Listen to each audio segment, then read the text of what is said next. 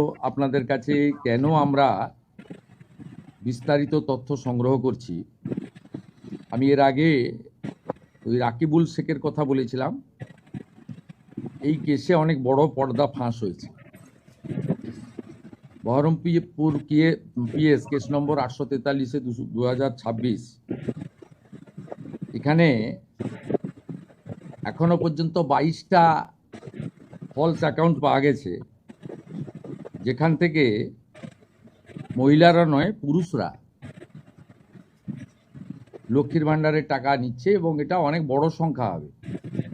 এবং যত এটা আরও আমরা তদন্তের গতি পুলিশকে বাড়াতে বলেছি।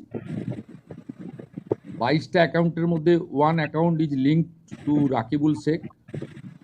15টা অ্যাকাউন্ট পাওয়া গেছে মুস্তাফিজুর রহমান এবং তার স্ত্রী তুহিনা। এরা 15টা অ্যাকাউন্ট চালাচ্ছেন লক্ষ্মীর ভাণ্ডারে। 6টা অ্যাকাউন্ট পাওয়া গেছে তারিকুল রহমানের। যারা 12 পাতা 16 পাতা 18 পাতা করছেন, এই রিজেক্টেড, জনগণের দ্বারা রিজেক্টেড নেতা এবং তাদের দলের লোকেদের বলবো যে এই সংখ্যাটা কত হবে আমরা জানি না। অবৈধ অনুপ্রবেশকারীরা তো পাচ্ছেন,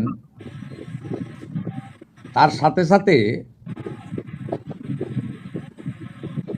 হাজার হাজার তৃণমূল কংগ্রেসের নেতা যারা মহিলা নন বা এই কর্মসূচির আওতায় আসেন না, তারা লক্ষ্মীর